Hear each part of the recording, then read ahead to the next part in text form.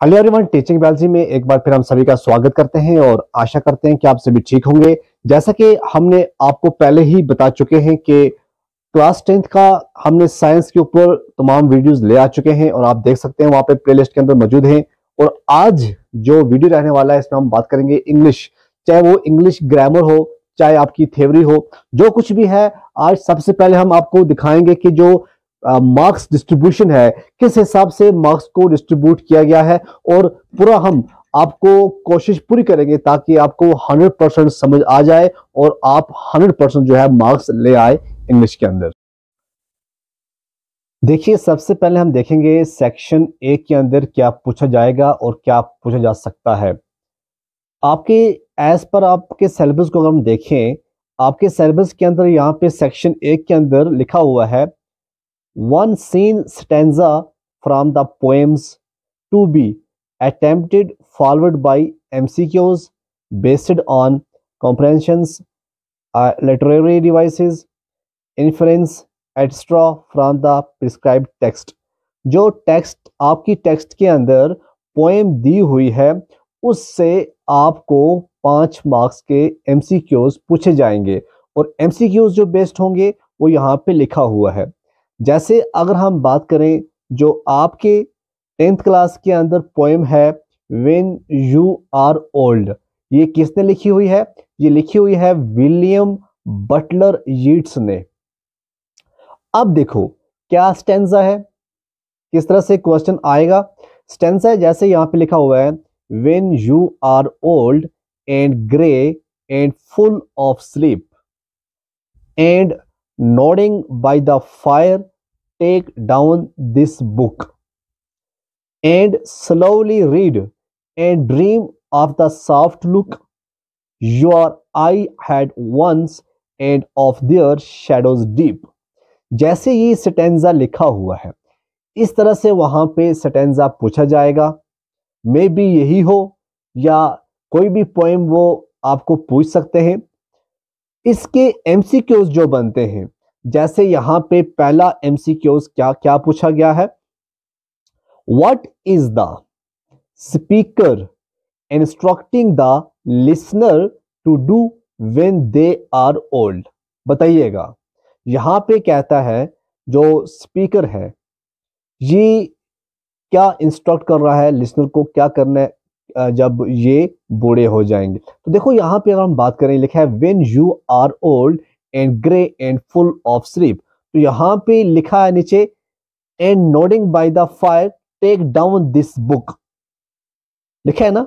और यहाँ ये भी लिखा हुआ है and slowly read and dream of the soft look. तो यहाँ पे अगर हम बात करें इसका जो आंसर आएगा वो आएगा, यहाँ पे ऑप्शंस आपके सामने हैं। आंसर आएगा to read a book slowly. क्या आंसर आएगा? To read a book slowly. पहले आपको 1-2 बार ये पढ़ना पड़ेगा तभी आप जाके आंसर इसका लिख सकते हैं। यहां पे दूसरा है व्हाट डज द, जो फ्रेज यहां पे लिखा है full of sleep. Full of sleep का जो मतलब है आपको बताना है क्या मतलब है। इसका मतलब होता है बीइंग टायर्ड, ठीक है ना, ये इसका आंसर होता है। तो ऐसे फ्रेज आपको पढ़ने पड़ेंगे। इस तरह से क्वेश्चन आपके 10th क्लास के अंदर पूछे जाते हैं, ठीक है। यहां पे तीसरा क्वेश्चन पूछा गया है विच लिटरेरी डिवाइस, क्योंकि यहाँ पे आपके सिलेबस के अंदर लिटरेरी डिवाइस का मतलब भी वहां पे दिया हुआ है सामने, बिल्कुल आप देख सकते हैं सिलेबस के अंदर ये पूछा गया है। तो यहाँ पे है and nodding by the fire, क्या लिखा हुआ है? And nodding by the fire. तो ये कौन सी लिटरेरी डिवाइस यूज हुई है? तो यहाँ पे अगर हम बात करें, मेटाफर है, एलिटरेशन है, पर्सनिफिकेशन है या सिमिली है। तो अगर हम बात करें यहाँ पे इसका जो आंसर आएगा ये पर्सनिफिकेशन आएगा। क्या आएगा? ये पर्सनिफिकेशन आएगा आंसर, ठीक है। आपको मेटाफर पढ़ना पड़ेगा, पढ़ लेना आप। एलिटरेशन के बारे में थोड़ा बहुत आपको पता होना चाहिए। और यहाँ पे पर्सनिफिकेशन है। और हम सिमिली की बात करें, सिमिली के बारे में भी आपको आना चाहिए। इस तरह से है what is the tune of the stanza. ये जो टून है स्टेंजा की, ये क्या है? ये नॉस्टैल्जिक है, एंग्री है, जॉयफुल है या इनडिफरेंट है। तो इसका जो आंसर आएगा क्या आएगा? जो टून आपने देखी ये आएगा इसका आंसर नॉस्टैल्जिक। क्या आएगा? नॉस्टैल्जिक जो है इसका आंसर आएगा। पांचवा क्वेश्चन जो यहां से लिया गया है वो है what does the phrase dream of the soft look your eyes had once suggest, बताइएगा। ऑप्शंस हैं आपके सामने। देखिए यहां पे अगर हम आंसर की बात करें, इसका जो आंसर आएगा बच्चों वो आएगा the listener eyes were once full of dreams. The listener eyes were one full of dreams. ये यहाँ पे मैंने आंसर लिखे हुए हैं इसके, ठीक है। ये आपको पीडीएफ जो है the study material, JK study material जो हमारा चैनल है उसका जो आपको टेलीग्राम जो चैनल है, टेलीग्राम पे आपको ये मिल जाएगा पीडीएफ। जो भी पीडीएफ आपको चाहिए आप टेलीग्राम को ज्वाइन कीजिएगा, नीचे हम लिंक आपको प्रोवाइड करेंगे डिस्क्रिप्शन के अंदर, तो वहां आपको इजी हो जाएगा। अब आता है जी सेक्शन ए से कौन सा क्वेश्चन और आएगा। एक अनसीन पैसेज वहां पे दी हुई होगी, 400 से 500 वर्ड्स के होंगे, उसके बाद में एमसीक्यूज होंगे और उसके एमसीक्यूज जो होंगे वो उनमें वन वर्ड सिचुएशन से भी वोकेबुलरी, इन्फ्रेंस, एनालिसिस, इस हिसाब से वहां पे क्वेश्चन दिए जाएंगे, ठीक है, पूछे जाएंगे। तो वहां 5 क्वेश्चन होंगे, 5 मार्क्स होंगे, 5 क्वेश्चन के 5 मार्क्स होंगे। देखिएगा हम दूसरी बात कर रहे हैं, जैसे यहाँ पे आप देखोगे अनसीन पैसेज है और साथ में कुछ क्वेश्चन भी हैं। टाइटल जो है पहले हम देखते हैं, the importance of environmental conservation. ये मैंने टॉपिक को चूज किया, ठीक है। आप कोई भी टॉपिक चूज कर सकते हैं। यहाँ पे पूरी पैसेज है, जैसे यहाँ लिखा है इन टुडे और rapidly evolving world the importance of environmental conservation cannot be overstated. With industrialization, urbanization, and technological advancement, human activities have had a profound impact on the natural environment. It is crucial to recognize the significance of preserving our environment for the well-being of current and future generations. One of the primary reasons for environmental conservation is the preservation of biodiversity. Ecosystem around the world are home to a, ये देखो मैं क्यों पढ़ रहा हूँ, मैं इसलिए पढ़ रहा हूँ जब तक आप नहीं पढ़ोगे। देखो जब भी ऐसा क्वेश्चन आए ना, कम से कम 2 बार पढ़ो पहले। जब 2 बार आपने पढ़ लिया ना, उसके बाद नीचे जो भी क्वेश्चन आएगा, ठीक है ना, जैसे यहाँ पे pollution from industrial process, vehicle emissions, waste disposal has resulted in air and water pollution posing serious health risk to humans and wildlife alike. Okay, तो इस तरह से पूरा कुछ है यहाँ पे लिखा हुआ है। बहुत पूरा तो मैं नहीं पढ़ूंगा, मेन जो है यहाँ से मैं पढ़ूंगा। देखो क्वेश्चन किस तरह बनेंगे। क्वेश्चन जैसे पहला यहाँ पे पूछा गया है, what is one of the primary reasons for environmental conservation mentioned in the passage. अगर आप पूरा अच्छी तरह से इस पैसेज को पढ़ोगे तो इसका आप आंसर भी आराम से कर लोगे। तो ये जो पूरा क्वेश्चन है, क्वेश्चन पूछ रहा है यहाँ पे आपको आंसर बताना है। तो यहाँ पे अगर आप मैसेज पढ़ोगे तो इसका जो आंसर निकल कर सामने आएगा वो क्या आएगा, क्या इकोनॉमिक ग्रोथ आएगा, प्रिजर्वेशन ऑफ बायोडाइवर्सिटी आएगा, या फिर आपका अर्बनाइजेशन आएगा, टेक्नोलॉजी आएगा। देखिए सबसे पहले हम बात करें जो प्राइमरी रीजन है इसका, ठीक है ना। हम प्राइमरी रीजन देखेंगे इसका क्या आएगा। जैसे यहाँ पे है environmental conservation mentioned in the passage, तो इसका जो आंसर आएगा वो क्या आएगा, आपने पढ़ लिया होगा।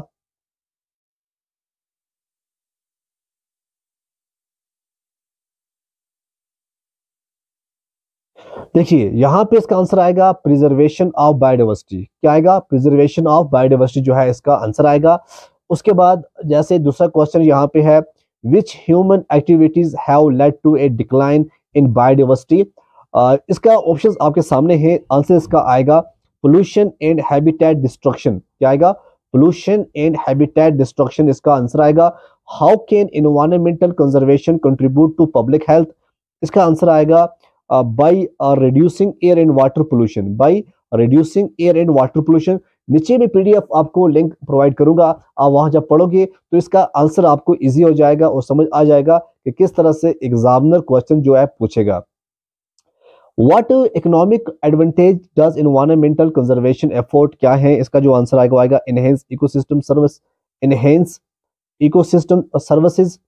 What is the overall message conveyed by the passage क्या है? जब आप पढ़ोगे तो आपको पता चलेगा environmental conservation is essential for a sustainable future जो है, ये इसका आंसर आएगा। अब यहाँ से जो कॉम्प्रहेंशन क्वेश्चन बनेंगे वो क्या बन सकते हैं? जैसे यहाँ पे है explain the significance of preserving biodiversity as discussed in the passage, ये कॉम्प्रहेंशन क्वेश्चन बन सकते हैं। How can environment conservation contribute to mitigation climate change, ये क्वेश्चन बन सकता है। Discuss the economic benefits of investing in environmental conservation efforts, ये question बन सकता है। वन वर्ड सब्स्टिट्यूशन की बात करें, वन वर्ड सब्स्टिट्यूशन में क्या कुछ बन सकते हैं? जैसे है what is the term for the process of reducing carbon emission to mitigate climate change, तो ये आपको बताना है। वन वर्ड सब्स्टिट्यूशन इसके लिए क्या आएगा? तो इसका जो आंसर आएगा बच्चों वो आएगा, क्या आएगा इसका आंसर? इसका आंसर आएगा मिटिगेशन। क्या आएगा? मिटिगेशन। जब आप मिटिगेशन लिखोगे ना तो इसका आंसर आ जाएगा, तो वन वर्ड सब्स्टिट्यूशन आपका हो जाएगा। इस तरह से जैसे यहाँ पे है वो यहाँ पे नीचे लिखा हुआ है define sustainable development as mentioned in the passage, आपको डिफाइन करना है जो वहां पे लिखा हुआ है। इस तरह से यहाँ पे है, आप देखोगे inference analysis, how do human activities impact the nature environment according to the passage. इस तरह से आपको इन्फ्रेंस या एनालिसिस के ऊपर क्वेश्चन जो है वो एग्जामिनर पूछ सकता है। तो आंसर यहाँ पे मैंने दिए हुए हैं, आप आंसर जो है लिख सकते हैं आराम से, ठीक है ना। तो यहाँ बात करें वन वर्ड सब्स्टिट्यूशन में मिटिगेशन आएगा। वोकेबलरी के अंदर हम बात करें इसका आंसर आएगा सस्टेनेबल डेवलपमेंट जो है refers to development that meets the need of the present without compromising the ability of future generation to meet their own needs. Okay, इस तरह से आपके इन्फ्रेंस एनालिसिस जो है इसकी अगर हम बात करें, इसका आएगा जो ह्यूमन एक्टिविटीज हैं जैसे डिफॉरेस्टेशन है, पोल्यूशन है, हैबिटेट डिस्ट्रक्शन है, ये डिक्लाइन इन, ये क्या करते हैं? Decline in biodiversity, air and water pollution and greenhouse gas emission, thus impacting the nature environment negatively. तो ये जो है इस तरह से क्वेश्चन आपके एग्जाम में पूछेगा, और आपको जब आपने पढ़ा होगा, जब आपने एनालिसिस किया होगा अच्छी तरह से, तो आप 100% मार्क्स जो है एग्जाम के अंदर ले सकते हैं। नेक्स्ट क्या है? सेक्शन 1 के अंदर वन क्वेश्चन बेस्ड होगा पिक्चर्स के ऊपर, या स्टैटिस्टिकल डेटा होगा, या बार ग्राफ होगा, या पाई चार्ट होगा, हिस्टोग्राम होगा। उसके बाद वहाँ पे एमसीक्यूज दिए जाएंगे, तो आपको वहाँ पे एमसीक्यूज करने हैं। ये 5 मार्क्स का क्वेश्चन होगा, ठीक है। तो आप इसके लिए भी आपको मैं अलग से बता दूंगा किस तरह से आएगा, ये 5 मार्क्स इसके बेस पे दिया जाएगा। अब आता है सेक्शन बी। सेक्शन बी जो है इसमें ग्रामर जो है वो 10 मार्क्स का पूछी जाएगा, ग्रामर 10 मार्क्स का। अब 10 मार्क्स किस तरह से पूछे जाएंगे? पहला जो पार्ट होगा वो होगा मॉडल्स। मॉडल्स जो होंगे 2 नंबर के पूछे जाएंगे। इसमें ऐसा है जैसे यहाँ पे लिखा हुआ है choose the correct modal verb to a complete e sentence. जैसे यहाँ पे मैंने लिखा हुआ है, जैसे मैंने यहाँ लिखा हुआ है you dash dash take your medicine regularly, it is important for your health. तो यहाँ पे कौन सा मॉडल जो है वो इस्तेमाल होगा ये आपको बताना है, ठीक है। इस तरह से यहाँ पे लिखा हुआ है, यहाँ पे आएगा यू मस्ट, क्या आएगा? यू मस्ट हैव, मस्ट का इस्तेमाल कर दिया, ठीक है ना। इस तरह से वहाँ पे क्वेश्चन आ सकता है she dash dash speak French fluently when she was younger. तो यहाँ पे क्या आ सकता है? यहाँ पे कुड आएगा, ठीक है। क्योंकि कुड क्यों आया? यहाँ पे वाज आ गया, ठीक है ना। तो पास्ट फॉर्म ही आपको, ये फॉर्म जो है वो यहाँ पे चेंज हो जाएगी। तो इस तरह से पार्ट बी आर्टिकल्स पूछे जाएंगे। आर्टिकल्स में जैसे फिल इन द ब्लैंक्स है, क्वेश्चन आएगा कि आपको ए या एन या द, आप इन 3 को आपको क्या करना है? बताना है कहाँ पे आएगा। देखिए मेन चीज़ जो आर्टिकल्स के ऊपर है वो आप जानती हैं ए एन द है। और मेन अगर मैं आपको बताऊं जो कॉन्सोनेंट साउंड होती हैं, कॉन्सोनेंट साउंड के बिना पे आप ए और एन का इस्तेमाल करते हैं। जहाँ पे कॉन्सोनेंट साउंड की ए ई आई ओ यू आएगा, साउंड की बात हो रही है, वहाँ एन लगा देंगे। यहाँ पे कॉन्सोनेंट्स, जहाँ पे यहाँ पे sound A E I O you नहीं आएगा तो वहां पे हम ए लगा देंगे। तो वावल जो है, जो साउंड यहाँ पे आएगी ए ई आई ओ यू की साउंड आएगी तो आप एन लगाओगे। बाकी दा की बात है, दा तो आप जानते हैं। इस तरह से ऐसे यहाँ पे है I would like two by dash dash orange, I would like two by N orange. क्यों? ऑरेंज ओ जो है यहाँ पे जो है साउंड आया इसका, ठीक है। और जैसे यहाँ पे है हैव यू सीन, क्या लिखा हुआ है? Have you seen dash dash movie we watched last night. तो यहाँ पे क्या आएगा? यहाँ पे आएगा मूवी का नाम है तो यहाँ पे द आएगा, ठीक है ना। इसको अगर आप अलग से पढ़ना चाहते हो, अलग से भी मैं लेक्चर ले आऊंगा, लेकिन यहाँ पे मेरा सिर्फ मिशन यही है कि आपको बताऊं किस तरह से क्वेश्चन आएंगे एग्जाम के अंदर, ठीक है। इस तरह से रिलेटिव क्लास आपके सिलेबस के अंदर पूछा गया है। रिलेटिव क्लास के क्वेश्चन किस तरह बनेंगे? आपको कंबाइन करने हैं दो सेंटेंस और यूज करना है रिलेटिव प्रोनाउन, ठीक है। ये क्वेश्चन भी आपके सिलेबस के अंदर है।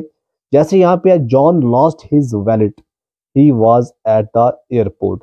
दूसरा है the women is my neighbour, her son won the award. तो यहाँ पे अगर हम बात करें क्या आएगा?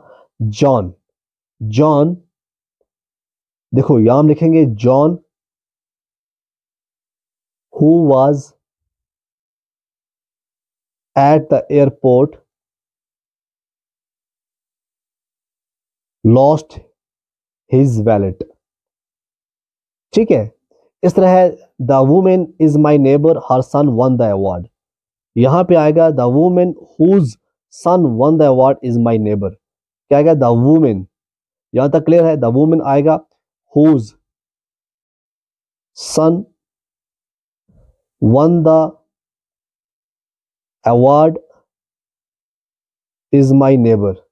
तो इस तरह से आपको वहां पे रिलेटिव क्लास क्वेश्चन पूछे जाएंगे, आपको बताने। टेंसेस की अगर हम बात करें, जैसे यहाँ पे मैं आपको एग्जांपल दिखा रहा हूँ कि किस तरह से छोटे छोटे एग्जांपल आप देख के आप समझ सकते हैं कि क्वेश्चन जो है एग्जामिनर किस तरह पूछेगा।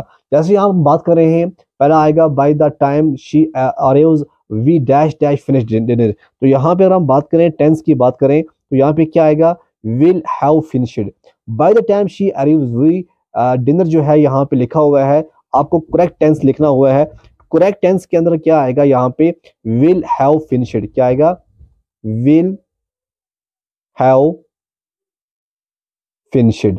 Bye the time she arrives we will have finished the we will have finished dinner. यहां तक हो गया क्लियर? इस तरह से दूसरा है I dash dash study English for 5 years now. तो यहां पे आएगा I have been studying. I have been studying English for 5 years now. तो यहां तक आपका ये भी क्लियर हो गया किस तरह से क्वेश्चन जो है टेंस जो है वो आपको पूछे जाएंगे। पार्ट ई जो है नरेशन होगा। जैसे यहाँ पे मैं एक नरेशन लेकर आया हूं, आपको ये चेंज करना है इनटू इनडायरेक्ट स्पीच। यहाँ पे है I will visit my grand parents next weekend sad इमली। इमली ने क्या कहा? इमली ने कहा मैं खट्टी हूं, ठीक है। तो यहां पे आंसर क्या आएगा बच्चों? यहां पे आएगा इमली जो है आप पहले ले आओ। यहां पे आप लिखो जो इमली है, इमली ने कहा, इमली सैड, सैड के बाद आप लिखो दैट, इमली सैड दैट शी। अब देखो विल के, जब विल आएगा तो यहाँ पे विल के बदले हो जाएगा वुड। कुछ आप इसके रूल्स पढ़ो, ठीक है। इंग्लिश जो है मैं आपको सिर्फ ये समझा रहा हूँ किस तरह से क्वेश्चन आएंगे। अगर मैं नरेशन के ऊपर चैप्टर लेकर आऊँ ना तो 4-5 घंटे लग जाएंगे इसके ऊपर भी। तो अलग से आप देखो यूट्यूब के ऊपर बहुत सारे लेक्चर पड़े होंगे, आप वहां से आप आराम से इजिली कर सकते हैं। लेकिन यहाँ पे मेरा जो असली मकसद ये है कि आपको मैं समझाऊं किस तरह से एग्जामिनर क्वेश्चन पूछ सकता है और किस तरह से आपके क्वेश्चन बनते हैं। अब जैसे मैंने यहाँ लिखा है I will visit my grand parents, आप यहाँ पे 4, 5, 10, 20, 30 जो है डायरेक्ट लेकर आओ और उनको इनडायरेक्ट करो। जब आप प्रैक्टिस करोगे आप तो पास हो जाओगे। अब मैंने क्या कहा? इमली said that she would visit her grand parents the next weekend, ठीक है, द नेक्स्ट वीकेंड। तो यहाँ पे विल हो गया विजिट में, विल हो गया वुड में, ठीक है, विजिट रहेगा अपनी जगह। तो यहाँ पे आ गया दैट इज ऑल। अब पंक्चुएशन मार्क्स जो है वो भी आपको वहां पे पूछे जाएंगे, ये भी वहां पे हो सकता है। जब भी क्वेश्चन पूछा जाए, ठीक है ना, जब भी वहां पे क्वेश्चन को पूछा जाए तो आप वहां पे कि क्वेश्चन मार्क्स लिख लेते हैं। जब सेंटेंस पूरा हो जाता है फुल, आप फुल स्टॉप लिख देते हैं। जब आप बहुत सारी चीज़ें अगर आपको करनी हो, जैसे मैं दुकान पे गया था, मैंने कॉपी लाई, मैंने पेन लाया, मैंने डायरी लाई, मैंने और क्या लाया, मैंने फ़ोन लाया। अब क्या आएगा, कॉपी लाई, एक कॉमा डाला, मैंने पेन भी लाया, दो, और मैंने डायरी लाई, तीन, कॉमा डाल दिया। तो कहाँ पे कॉमा आएगा, कहाँ पे क्या आएगा, ये आप अलग से पढ़ लीजिएगा। 6 में है add appropriate punctuation to the following sentence. अब हम देखते हैं पंक्चुएशन किस तरह से हम ऐड करेंगे और आपको समझाने की कोशिश करेंगे यहाँ पे। Sheela asked me if I had seen her cat. क्या बोल रही है, Sheela asked me have you seen her cat. यहाँ पे क्या आएगा, देखो सिंपली आएगा, यहाँ पे आएगा शीला, शीला की जवानी, शीला आस्क्ड मी, शीला ने मुझे कहा, क्या कहा, have you seen her cat. Question है यहाँ पे हाउ, हैव, तो यहाँ पे ये बन गया आपका पंक्चुएशन मार्क्स कंप्लीट हो गया, कोई बड़ी बात नहीं है। तो यहाँ पे आंसर की दी हुई है, पीडीएफ आपको मिल जाएगा, आपको वहाँ पे इजी हो जाएगा समझने में, ठीक है। वहीं प्रैक्टिस करो, प्रैक्टिस करो तो हो जाएगा। अब यहाँ पे एक पैसेज दी हुई है, यहाँ पे फिल करना है, जैसे आर्टिकल्स आपको मैंने समझा दिए किस तरह से आर्टिकल्स आ सकते हैं। अब इस तरह से भी आ सकते, जहाँ पे लिखा हुआ है articles, models, relative pronouns extra. अब यहाँ पे आप पैसेज पढ़ो भाई, क्या पढ़ोगे आप, पैसेज पढ़ो। Sarah is planning dash dash vacations to Europe next summer. She wants to visit dash dash famous landmarks marks such as Eiffel Tower in Paris and Colosseum in Rome. She is excited about dash dash opportunity to immerse herself in different culture and try dash dash traditional cuisines. Sarah hopes dash dash weather will be pleasant during her trip, so he enjoy outdoor activities. She has been saving money for months to make dash dash trip memorable experience before she leave. Sarah will check dash dash travel advisories and make necessary arrangement for dash dash accommodation and transportation. अब यहाँ पे passage आपके सामने दी हुई है। अब यहाँ आपको आर्टिकल्स बनने करने स्टार्ट। सारा इज प्लानिंग, क्या किया उसने, प्लान किया, उसने एक वैकेशन प्लान किया। यहाँ पे क्या आएगा, विजिट, फेमस जो है लैंडमार्क द आएगा क्योंकि लैंडमार्क की बात होगी। उसके बाद इफल टावर है, उसके बाद क्या आ गया, Eiffel Tower in Paris and the, अब यहाँ पे लिखा हुआ है अपॉर्चुनिटीज, अपॉर्चुनिटीज के पहले भी द आएगा, ठीक है। इस तरह से यहाँ पे लिखा है सारा होप्स, सारा होप्स द वेदर, वेदर यहाँ पे तो द आएगा, ठीक है। इस तरह से जैसे यहाँ पे लिखा है ट्रिप, सो ही, जैसे यहाँ पे to make dash dash trip, जब ट्रिप की बात आएगी तो क्या आएगा, ए ट्रिप आएगा कि द ट्रिप आएगा, ये बताना है आपको। तो यहाँ पे द ट्रिप मेमोरेबल क्या आएगा, मेक द ट्रिप मेमोरेबल। और सारा विल चेक, सारा ने क्या चेक किया, सारा ने चेक किया the travel advisories and make necessary arrangement for dash dash recommendation, for the recommendation. तो इस तरह से वहां पे पूछी जाएगा आपको पैसेज, आपको करेक्ट आंसर जो है वहां पे आपको बताने हैं भाई। यहाँ पे मैंने लिखा हुआ है पूरा सब कुछ आप देख सकते हैं, और मैंने साथ में ये भी बताया है थोड़ा बहुत कि A for a vacation and A memorable experience है, द फॉर स्पेसिफिक लैंडमार्क जैसे एफिल टावर है, क्लोसम है, स्पेसिफिक अपॉर्चुनिटीज द अपॉर्चुनिटी आएगा, स्पेसिफिक क्यूजन्स है क्योंकि ये ट्रेडिशनल क्यूजन्स है, स्पेसिफिक वेदर है इसलिए द वेदर आ गया। जब भी कुछ स्पेसिफिक चीज आएगी तो वहां पे द आएगा मेरे बच्चों, ठीक है। तो यहाँ पे अगर हम बात करें नेक्स्ट क्या है, ओवरऑल हम देखें तो यहाँ पे जैसे डायरेक्ट स्पीच है, यहाँ पे लिखा हुआ है John said I will meet you at the library tomorrow. अब इसको हम कन्वर्ट करेंगे इंटरेक्ट में, तो John said that he would meet me at the library the next day. Tomorrow कब, टुमारो के बाद क्या आता है, टुमारो को हम चेंज करते हैं नेक्स्ट डे में। ये भी एक इंपॉर्टेंट चीज है, आपको पढ़ना पड़ेगा, याद करना चाहिए आपको, ठीक है। अब आता है अगला, अगला क्या है, वन कॉन्टेक्चुअलाइज्ड पैसेज आएगी या स्टोरी आएगी या पैराग्राफ आएगा, तो उसमें आपको एडिट करना है, यूज करने हैं टेंस, पंक्चुएशन यूज करना है, आर्टिकल्स करना है, प्रोनाउन करना है, स्पेलिंग करने है। ऑलमोस्ट हमने देख लिया, पंक्चुएशन भी देखा, टेंस भी देखा, आर्टिकल भी देखा, प्रोनाउन भी देखा, तो आप इजिली ही कर सकते हैं। जैसे पहले में देखा प्रोनाउन, इन इनडायरेक्ट स्पीच जो प्रोनाउन होता है often change based on the perspective of the speaker. In this case I in John, जैसे statement become he in the report speech because it refers to John from the perspective of the person reporting his words. जैसे हमने ऊपर John की बात की है, ठीक है ना। तो वर्ब टेंस की बात है, हमने यूज किया है, आप इसको देख लोगे, देख लेना आराम से, ठीक है ना। नेक्स्ट हम देखेंगे, यहाँ पे एक कॉन्टेक्चुअलाइज्ड पैसेज है जो आपको एडिट करनी है, ये ओरिजिनल पैसेज है। लास्ट वीक जहां पे ओरिजिनल पैसेज है, last week I goes to the market to buy some fruits, there is a lot of people there, so it is difficult to move around. I see a stand selling fresh orange and decide to buy some, but when I reach the stand, all the oranges are gone.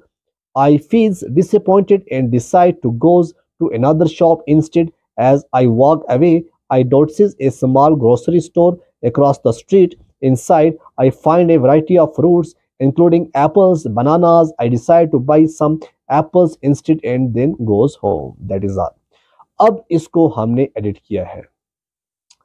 Edit क्यों किया है?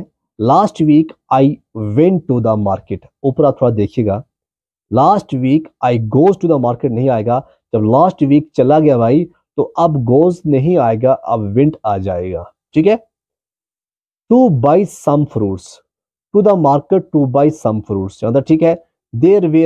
There is a lot of people there, यहाँ आएगा there were a lot of people there, so it is difficult to move around, so it was difficult to, क्या आएगा, it was difficult to move around. यहाँ I see a stand selling fresh orange, यहाँ I सी नहीं आएगा, आई सा आएगा, आई सा ए stand selling fresh, तो यहाँ पे चेंजिंग है, ठीक है। अब यहाँ पे देखो कुछ चेंजिंग है, किस तरह से चेंजिंग हुई है, तो ये भी इंपॉर्टेंट है। इस तरह से क्वेश्चन आप, आर्टिकल्स भी आप वहां देख लोगे, प्रोनाउन भी हमने क्या क्या चेंज किया वहां पे देख लेना। अब आता है सेक्शन सी। सेक्शन सी जो है 4 मार्क्स का आएगा। पहला आएगा आपको क्रिएट करना है या एक डायलॉग लिखना है with the help of hint, जैसे यहाँ पे है certainly here's dialogue based on the given situation. Situation क्या है, 2 friends are planning a weekend getaway, ये प्लान कर रहे हैं, ठीक है। अब इन्होंने प्लान तो किया, पहला फ्रेंड क्या कहता है, hi Sara, I was thinking how about we plan a weekend getaway, ठीक है। दूसरा कहता है, oh that sounds like a great idea, where you think of going, बोलो। पहला फ्रेंड कहता है, well I was considering a beach destination, what do you think, क्या मजा आएगा बीच के अंदर, है ना। Friend, a beach sounds perfect. We could relax by the oceans and soak up some sun. Do you have any specific beach in mind? Friend, I was thinking of visiting the coast, maybe somewhere with white sandy beaches and crystal clear water. ठीक है, यहाँ तक तो बात हो रही है। तो पूरी बात जब आप पढ़ोगे, सुनोगे, तो यहाँ हमें देखने को क्या मिलेगा, this dialogue capture the conversation between 2 friends as they discuss and plan। देखो वहां पे आएगा फ्रेंड्स, पहला क्या बोलता है, दूसरा क्या बोलता है, ठीक है ना, वहां पे ये पूछा जाएगा और आप क्या करोगे, आप उसको हेडिंग दे सकते हैं आराम से। देखो जब वहां पे आपने समझ लिया कि क्या बोल रहे हैं, ठीक है ना, कोई भी वहां पे डायलॉग होंगे, आपको हिंट जो है ये जो है दी हुई है, तो आप आराम से बता सकते हैं क्या सिचुएशन है, क्या कुछ है। ये 4 मार्क्स का क्वेश्चन जो है ये पूछा जाएगा, ठीक है। अब यहाँ पे है 1 question to be attempted on notice writing. क्या होगा, आपको नोटिस राइटिंग होगा, 50 वर्ड का लिखना होगा, 3 मार्क्स जो है आपको वहां पे दिए जाएंगे, 3 मार्क्स। सबसे पहली बात क्या होती है, आपको जो है मेन चीजों का जो ध्यान रखना है वो क्या होता है, डेट, ठीक है, डेट, सब्जेक्ट क्या है, जैसे स्कूल पिकनिक है, डिटेल्स बतानी पड़ती है, डेट, टाइम, वेन्यू, इंस्ट्रक्शंस क्या है, उसके बाद परमिशन स्लिप रिक्वायर्ड होती है, तो ये चीजें जो है आपको देखनी पड़ेंगी। इस तरह से हम देखेंगे आगे, जैसे यहाँ पे आ गया, आपको एक नोटिस लिखना है, इन्फॉर्म करना है बच्चों को कि जो स्कूल का पिकनिक आ रहा है वो कब आ रहा है। यहाँ पे मैंने हिंट दी हुई है, 15 फरवरी 2024 को आपका पिकनिक है, सब्जेक्ट क्या है, स्कूल पिकनिक है, डिटेल यहाँ पे दी जाएगी, टाइमिंग क्या है, तो उसके बाद आपको एक नोटिस बनाना होगा। अब मैंने नोटिस बनाना स्टार्ट किया, डेट है 15 फरवरी 2024 और सब्जेक्ट क्या है, स्कूल पिकनिक। अटेंशन स्टूडेंट्स, आप भी अटेंशन में रहो, आपका ध्यान इधर उधर है। देखो क्या लिखा प्रिंसिपल साहब ने, we are excited to announce the upcoming school picnic scheduled for February 25. The picnic will be held at Suniyal Park from 9 to 4 PM। बता दिया आपको, इस तरह से आपको नोटिस बनाना है और आपको मार्क्स लेने पड़ेंगे। यहाँ पे जो कुछ लिखा है आप नोट कीजिएगा, ठीक है ना। अब क्या है, एक क्वेश्चन जो है आपको अटेम्प्ट करना होगा, message writing with the help of hint. वहां पे हिंट दी जाएगी और आपको क्वेश्चन जो है वो अटेम्प्ट करना होगा। 2 मार्क्स का क्वेश्चन होगा। क्वेश्चन क्या है, देखिए क्वेश्चन है, write a message to remind your friend about an upcoming birthday party. Hint आपके सामने है, देखिएगा पास करके वीडियो को, टाइम बहुत हो गया। Message, hi Sara, just a quick reminder about my birthday party coming up on February 20th 7 PM at Pizza Palace. I hope you can make it. Please RSVP as soon as possible. Looking forward to celebration you। हो गए आपके marks complete. अब आता है एक letter जो attempt out of the given two, formal या informal होगा, ठीक है, 5 मार्क्स का। 2 ऑप्शन है, एक फॉर्मल, जैसे फॉर्मल लेटर क्या आप पूछ सकते हैं किस तरह से आता है, एक लेटर लिखो मैनेजर को, कंपनी के मैनेजर को, और कंप्लेन करो कि वहाँ पे पोर क्वालिटी है प्रोडक्ट जो उसने बेचा, परचेज किया था रिसेंटली, और वहाँ पे उसकी डिटेल बताओ प्रोडक्ट की। तो ये आपको फॉर्मल में आ जाएगा। और इनफॉर्मल में एक लेटर आपको लिखनी है, तो इनवाइट करना है बर्थडे पार्टी पे, पूरी डिटेल आप लिख लो। इस तरह से क्वेश्चन आपको वहाँ पे आएंगे। ये है इनफॉर्मल का तरीका, इस तरह से इनफॉर्मल का बॉडी बनती है, और ये है फॉर्मल की बॉडी इस तरह से बनेगी, ठीक है।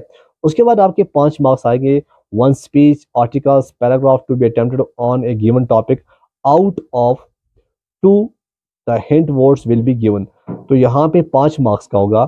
जैसे यहाँ पे 2 टॉपिक हैं, टॉपिक 1 है इंपॉर्टेंस ऑफ एजुकेशन, हिंट क्या है, knowledge, empowerment, opportunities, future, success.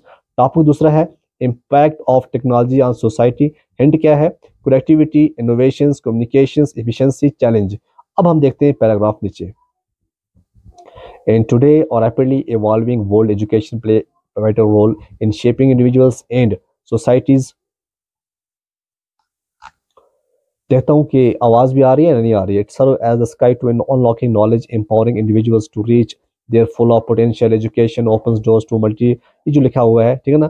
Here paragraph on the impact of technology on society based on the given hint world। यहाँ पे है importance of education और नीचे है education टेक्नोलॉजी के बारे में, तो यहाँ पढ़ लीजिए टेक्नोलॉजी के बारे में। उसके बाद क्या आएगा बच्चों, उसके बाद क्वेश्चन आएगा, एक क्रिएटिव स्टोरी होगी developed out of the given hint and also just a suitable title. जैसे 6 मार्क्स का ये क्वेश्चन आएगा, जैसे टाइटल में लिखा मैंने द लॉस्ट की, हिंट क्या है, forest, mysteries, old house, hidden treasures, unexpected discoveries, friendship. यहाँ पे लिखा हुआ है once upon a time in a quaint little village nestled at the edge of dense forest. तो ये आप पढ़िएगा पूरा अच्छी तरह से, ठीक है ना। तो इसका जो हिंट हमने बताया वही इसका आपको बताना था, ये पूरा लिखा हुआ है मैंने, ठीक है ना, बहुत बड़ा है। उसके बाद सेक्शन डी आता है। सेक्शन डी के अंदर पहली बात है 3 out of 5 short comprehensive based question होंगे to be attempted from the prose lessons of the prescribed textbook. 3 to 3 हो गए 9 मार्क्स। अब यहाँ पे अगर हम 9 मार्क्स की बात करें, here are 3 competency based question from the prescribed prose lessons। पहला जैसे है फुटप्रिंट्स विदाउट फीट में क्वेश्चन क्या आया है, describe the character of the narrator's grandmother's, the portrait of a lady, how does she influence the narrator perception of life, ठीक है।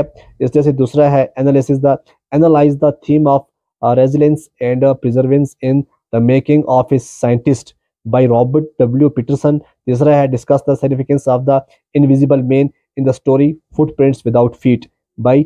इस तरह से क्वेश्चन जैसे मैंने बता दिए, 3 क्वेश्चन ये आगे और 3 क्वेश्चन आएंगे एक्सीलेंट फादर से।